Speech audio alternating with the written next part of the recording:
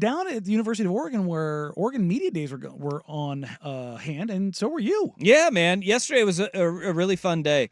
We went down there and recorded a bunch of interviews that are going to be coming out for a new podcast that's coming to the Odyssey Sports Network. It's called The Program. It'll be myself and Cole Linehan, former Ducks defensive lineman from 04 through 08. Where else do you know him from? He's the head football coach out of Banks High School. Oh. He's a hell of a good dude, too.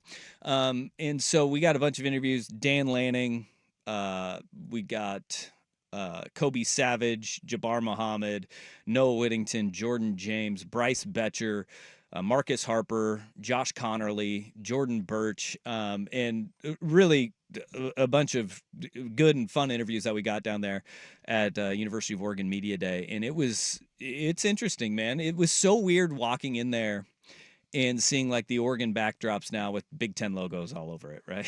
Like the Lanning pops up there for the very first one. It's like he's got the backdrop of the O with the Big Ten logo. They were installing yesterday the Big Ten logos in the turf at Autzen Stadium.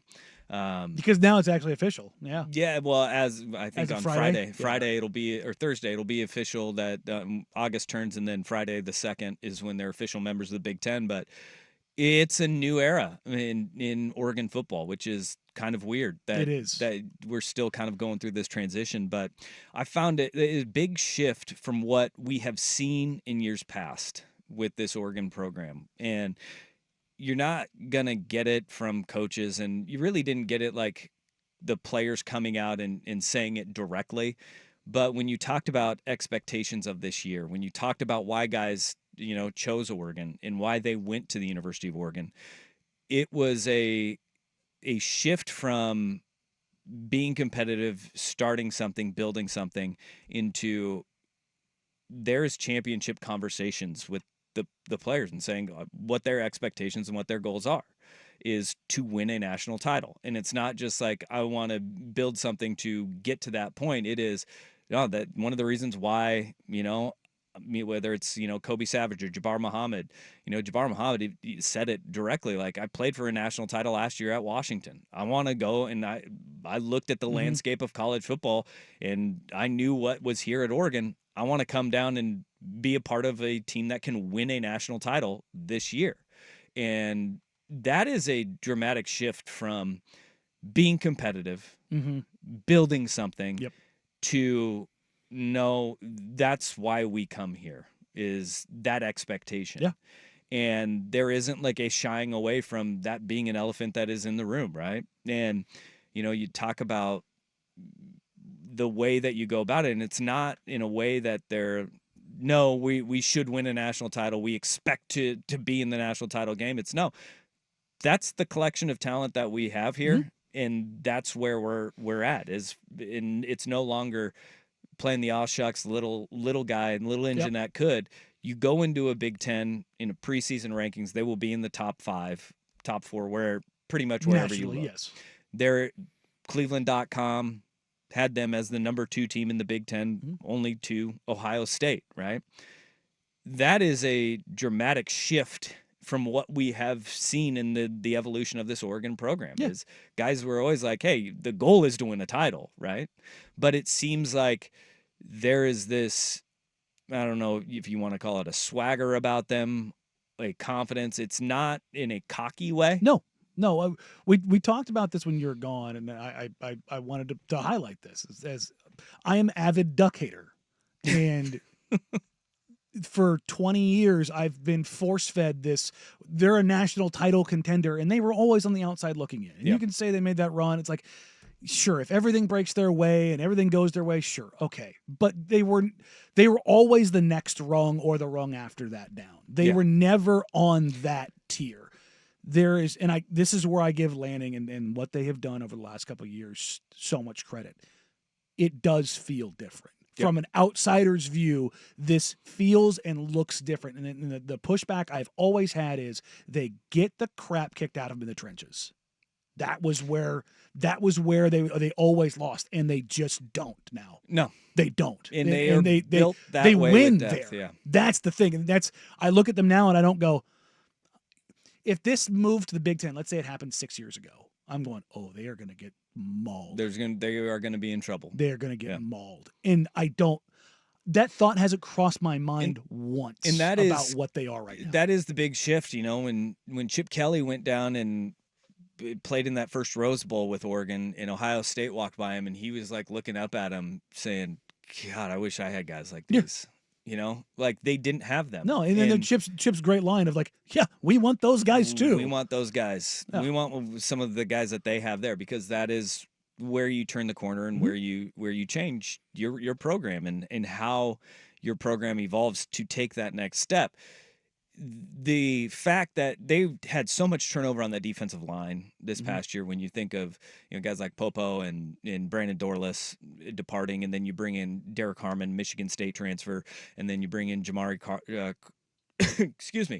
Cardwell from University of Houston, who comes up. They've plugged in their gaps. Their edges are going to be good. They're going to be really strong on the edges when you bring back guys like Jordan Birch and Mateo Uiagalelei.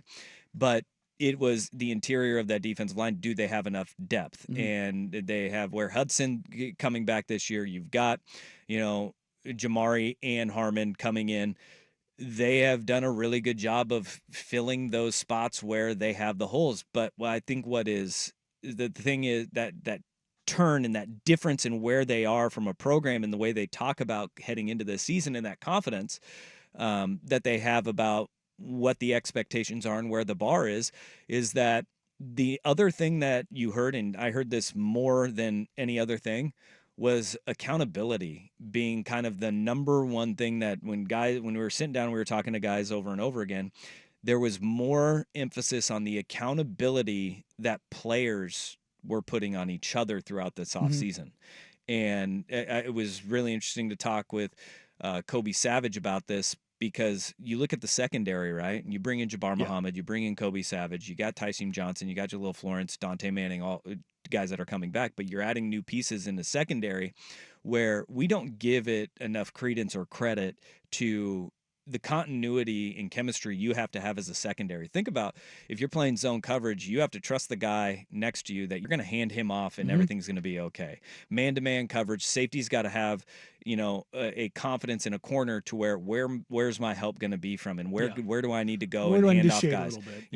From the aspect of, all right, now we have in nickel, which they run a lot of, where you have 5 defensive backs on the field.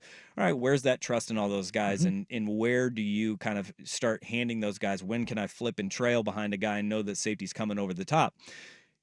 That was preached more than anything. The work that they were doing outside of just the workouts in the facility, when you're with the strength and conditioning staff, that was also one that kind of popped out, as every position group that we talked to was talking about holding the other guys in that room accountable to the standard that they need to have if they're going to take a next step forward. And the fact that they kept saying numbers were through the roof of those guys, being able to be available over the course of the season. That's going to be the biggest thing, is when we know they have talent, right? Yeah. How quickly can you put it all together on the field, right? And it's got to be quick because of their schedule. Yeah, and they have, Idaho out of the gate, but it is, you go Idaho, Boise State, Oregon State, and then you're jumping right into your Big Ten schedule, right? And the first one is UCLA. Pretty familiar opponent that you got in UCLA there. But you have, if you are going to be playing to that expectation, right? Quarterback, secondary, in the trenches, you have a lot of moving parts that are new, and you need continuity and chemistry almost immediately. That to me is the biggest question. Yeah. Because you look across the board and you can see they have depth at every position. They have guys who have done it in other places too, whether it's Jabbar Muhammad or Kobe Savage, right? But can they step in? Evan Stewart on the offensive side, can they step in and build that chemistry in one offseason that gets you to that point? And that is going to be the big marker for, all right, we know you're talented. Can it all come together on the field on Saturday afternoons? And that, to me, the chemistry, the off-season work, hearing about the accountability, hearing about expectations, all of those things are great. But when the rubber meets the road, does that talent all work together? And how do those pieces look working together is going to be the big one that we won't know until you tee it up on, what is it, August 31st against Idaho. It's interesting when you talk about the opportunities or the challenges and opportunities for Oregon, that defensive front kind of being a little uncertain.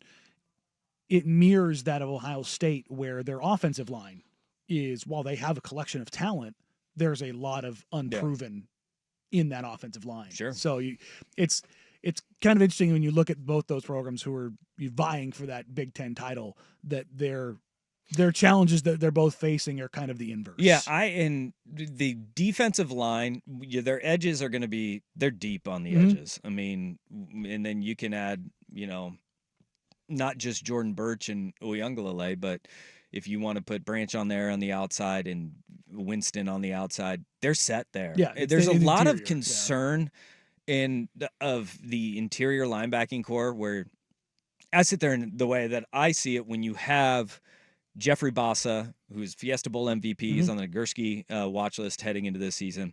You have Bassa, Justin Jacobs, Bryce Betcher.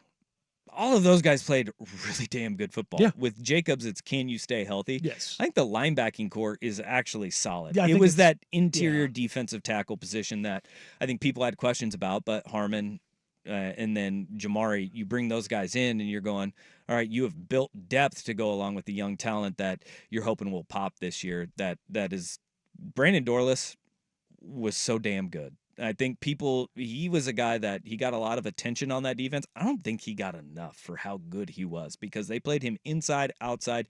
He was a Band-Aid for kind of everything they did up front. He was really damn good. But it was an exciting time to be around the Oregon program. And it was definitely a shift in the way that they talk about how this season is presenting itself. It's going to be a fun thing to track as we get closer and closer to the football season, which is really, 3 weeks away? Yeah, man. We're a month. Well, it's a month away because tomorrow will be. Wait, isn't the first game the 20? No. Is it? Oh, is No. it 27th? No, the first. Not the Ducks. I mean, college football. No, college football, yeah. isn't it? We're less than a month away. Yeah, I we're believe 3 weeks away. 24th. Yeah, that's what I thought. Yeah. Yeah. Crazy. Yeah, and then the Ducks kick it off August 31st, 4:30, Idaho. Vandals. Who doesn't love a good Vandal? Yeah. Boise State. There you go. Boise State and Idaho, I don't think they even play each other anymore, though. I mean, it's kind of really big brother, little brother at this point. So,